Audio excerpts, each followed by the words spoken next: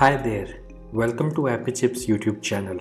I am Ambajan and today we will learn how to install this app on Mac using Homebrew, which is also popularly known as simply Brew. But before we get started, let me answer some frequently asked questions first. To start with, what does a package manager like Homebrew does?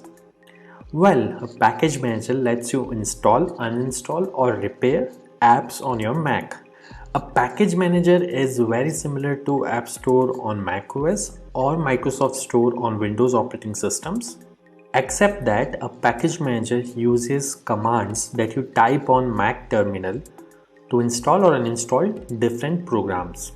Some of the popular package managers for Mac include Homebrew, Nix, and Macports. And if you are coming from a Linux background, you will feel at home with Homebrew, especially if you have used package managers like apt, pacman, yum, etc. on Linux based operating systems. Next up, is it safe to install the Mac apps via Homebrew? Short answer, yes. In fact, Homebrew is the most popular and thus most widely used package manager on macOS. Moreover, Homebrew is a non-profit member of Software Freedom Conservancy Foundation, also known as SFC Foundation. Many other open source projects like Git, BusyBox, Samba, Wine are all part of this Software Freedom Conservancy organization. Also, you might be surprised to know that Homebrew is the most forked project on GitHub and it has the largest number of contributors on its GitHub repository. Many devs at organizations like Google, Apple, Dropbox, Stripe, etc. use Homebrew to set up different development environments on their MacBooks and iMacs. Next question. Can you use Homebrew to install programs on Apple Silicon or more popularly known as M1 MacBooks? Again, yes. Starting version 3.0 of Brew, Apple Silicon is now supported on Homebrew. In fact, Homebrew also supports programs that are at the moment only supported via Rosetta 2 on Apple Silicon. Now that I have answered your questions on safety and compatibility of Homebrew, let's get to the installation process. Before we can install anything using Brew, we need to install the package manager itself, that is Homebrew, on your Mac. So let's see now how can we install Brew on Mac. Let me open my Mac here. First, you need to press Command and space on your keyboard. This will open Spotlight Search on your Mac. And then you have to type terminal.app. You will see this terminal app. Simply double click on it to open terminal. Let me maximize this terminal window. Now we need to copy paste the command to install Homebrew from the Brew website. So open your web browser and simply go to the website brew.sh. Once you are on the website, you will see this section called Install Homebrew, which has a command that you can simply copy by clicking on this button over here. Once it is copied, you have to go back to terminal, right click, paste. Now that the command is copy paste over onto this terminal, press enter. This will start Brew installation. Now it is prompting me to enter my user's password on Mac. I am going to type the password now, but it won't be visible on your terminal. Once you have entered the password, simply press enter, and if the password is correct, the script will continue.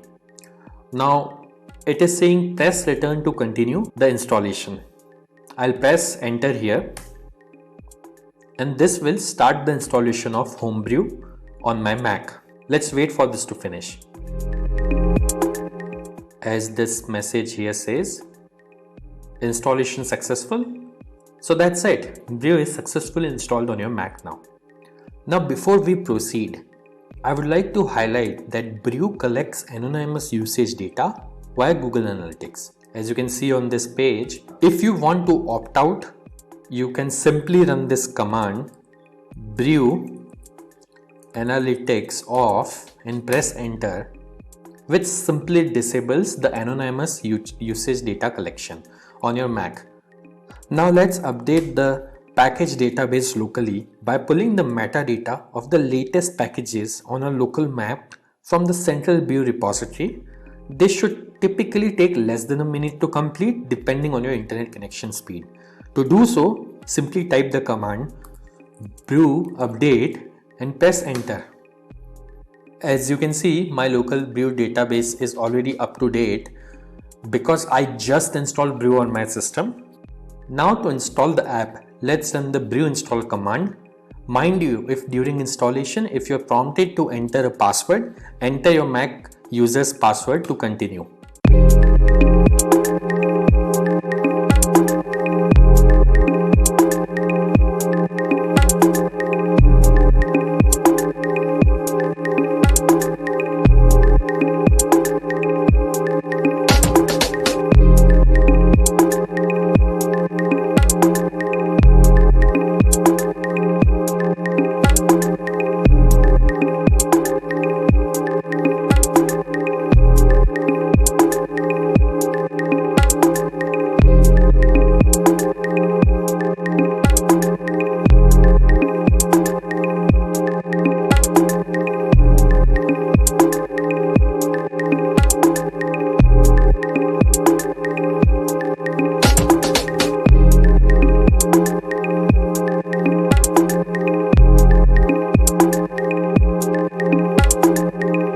That's it. The installation was successful.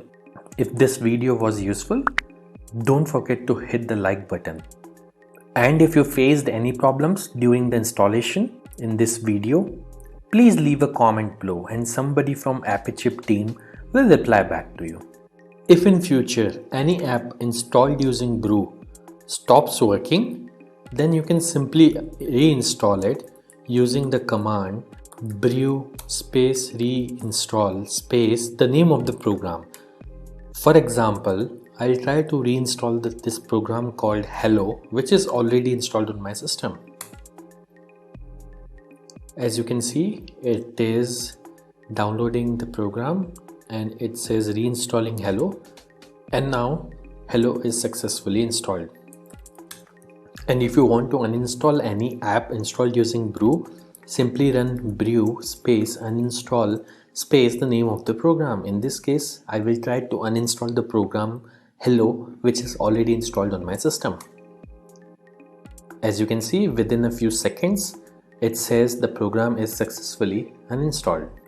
Also, over time, brew might end up consuming disk space on your Mac as it keeps installers of the programs that you had installed on your hard disk in a cache directory.